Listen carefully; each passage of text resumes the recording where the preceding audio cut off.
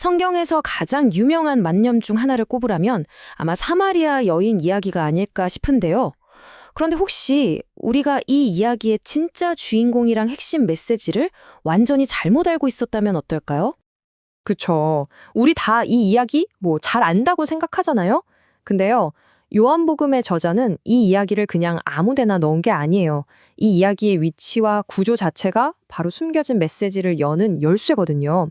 이건 단순한 일화가 아니라 요한복음 전체를 꿰뚫는 거대한 신학적 그림의 중심축 같은 역할을 하고 있습니다. 자, 겉으로 보기엔 이야기가 아주 간단합니다. 예수님이 한 여인을 만나서 영원히 목마르지 않는 물에 대해 이야기하시고 결국 그녀와 온 마을이 예수를 믿게 되었다는 거죠. 하지만 여기서 우리는 문학 탐정처럼 질문을 던져봐야 해요. 왜 하필 요한은 이 이야기를 복음서에 바로 여기에다 넣었을까요? 그 답을 찾는 열쇠가 바로 교차대구 구조라는 문학 기법에 숨어 있습니다. 고대 작가들은 가장 중요한 핵심 메시지를 독자들이 절대 놓치지 않도록 의도적으로 이야기의 정중앙에 배치하는 이 방식을 즐겨 사용했거든요. 마치 샌드위치에서 가장 맛있는 재료를 한가운데 넣는 것처럼요. 이 구조를 이해하는 순간 요한의 진짜 의도가 보이기 시작합니다. 자, 이 표를 한번 보세요. 정말 놀랍지 않나요? 성서학자들이 요한복음 2장에서 4장까지를 분석해 보니까 이렇게 완벽한 대칭 구조, 즉 교차대구 구조가 나오는 거예요. 새로움을 뜻하는 가나의 혼인잔치 A1과 새 생명을 보여주는 왕의 신하아들 치유 A2가 양쪽에서 짝을 이루고 있고요. 그 안쪽으로는 성전 이야기 B1과 바로 이 우물가 이야기 B2가 서로 거울처럼 마주보고 있죠. 그리고 그 모든 것의 심장부, 정중앙에는 새로운 탄생에 대한 니고데모와의 대화, C가 자리 잡고 있습니다. 그러니까 이 구조가 뭘 말해주냐면요. 옛 성전을 정화하신 사건과 새로운 성전을 보여주는 이 우물가 이야기가 일부러 나란히 붙어 있다는 겁니다. 메시지는 정말 명확하죠. 이제 돌로 지은 성전의 시대는 끝났고 예수님 자신이 바로 하나님을 만나는 새로운 성전이 되신다는 선포입니다. 그리고 정말 놀랍게도 이 위대한 선포의 무대가 바로 사마리아 땅의 한 우물가였다는 거죠. 자, 그럼 이제 이야기의 중심에 있는 이 여인, 사마리아 여인에게로 한번 돌아가 볼까요? 우린 보통 그녀를 남편이 5이나 있었던 좀 부정한 여자로 생각하잖아요. 근데 만약에 우리가 그녀의 인생을 완전히 잘못 읽고 있었다면요?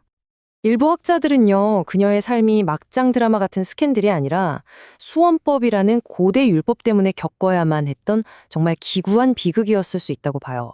당시 자식이 없는 과부는 사회적으로 정말 약자였거든요. 그래서 이 법은 남편의 형제가 형수와 결혼해서 대를 잇게 함으로써 그 여인을 보호하려는 의도도 있었어요. 하지만 만약 남편들이 계속해서 죽어나갔다면 그녀는 자기 의지와는 상관없이 비극적인 결혼을 반복해야만 했던 겁니다. 이게 왜 중요하냐면요. 이 관점 하나가 그녀를 완전히 다른 사람으로 만들어버리기 때문입니다. 그냥 사회에서 손가락질 받던 여자가 아니라 하나님의 약속과 언약이 이루어지기만을 기다리던 한 민족 전체의 아픔을 상징하는 인물이 되는 거죠.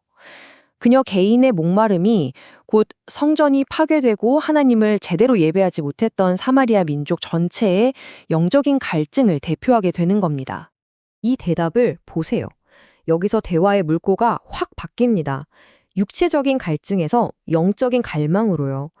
그녀는 그냥 물 기르러 오는 수고를 덜고 싶었을 뿐인데 예수님은 그 말 너머에 있는 그녀 영혼의 진짜 목마름을 정확히 꿰뚫어 보신 거예요. 예수님이 자기 과거를 꿰뚫어 보시니까 이 여인이 직감한 거죠. 아, 이분은 보통 사람이 아니다. 그래서 바로 자기 민족의 가장 아픈 문제, 그러니까 도대체 어디서 예배해야 진짜냐는 이 근본적인 질문을 던지는 겁니다. 이건 그녀 혼자만의 질문이 아니었어요. 사마리아 민족 전체의 질문이었죠. 예수님의 대답은요, 그리심 산이냐 예루살렘이냐 하는 이 오래된 논쟁 자체를 그냥 무너뜨려 버립니다. 이제 진짜 예배는 장소의 문제가 아니라는 거죠. 왜냐, 앞에서 봤잖아요. 이제 하나님을 만나는 새 성전은 돌로 된 건물이 아니라 바로 진리이신 예수 그리스도 자신이시니까요. 그분을 통해서 영과 진리로 예배하는 새로운 시대가 바로 지금 시작되었다. 이 선포인 겁니다.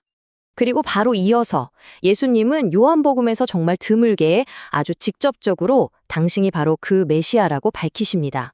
내게 말하는 내가 바로 그 사람이다. 이건 그냥 이 여자 한 명에게 하신 말씀이 아니에요. 수백 년 동안 메시아를 기다려온 그녀의 민족 전체를 향한 하나님의 언약이 성취되는 바로 그 순간인 거죠. 메시아를 만난 이 엄청난 경험이 기구한 운명에 갇혀 살던 한 여인을 어떻게 바꾸는지 보세요. 그녀는 요한복음에 나오는 최초의 복음 전도자, 최초의 선교사가 됩니다. 더 이상 자신의 과거, 자신의 갈증에 묶여있는 사람이 아니게 된 거죠. 그리고 그 영향력은 여기서 끝나지 않아요. 보세요. 예수님이 자신을 드러내시자 그녀는 제일 소중했던 물동이, 즉 과거의 수고와 갈증을 상징하던 것을 버려두고 온 마을에 달려가서 증언하죠. 그 말을 듣고 마을 사람들이 직접 와서 예수를 만나고 결국엔 온 마을이 예수를 세상의 구주라고 고백하게 됩니다. 한 사람의 변화가 공동체 전체를 구원으로 이끈 정말 놀라운 파급 효과죠. 결국 이 사마리아 여인 이야기가 우리에게 던지는 메시지는 뭘까요? 진짜 중요한 진실은 그냥 글자만 읽어서는 보이지 않을 수 있다는 겁니다. 이야기의 전체적인 구조, 그 설계도 안에 진짜 핵심이 숨어 있다는 거죠.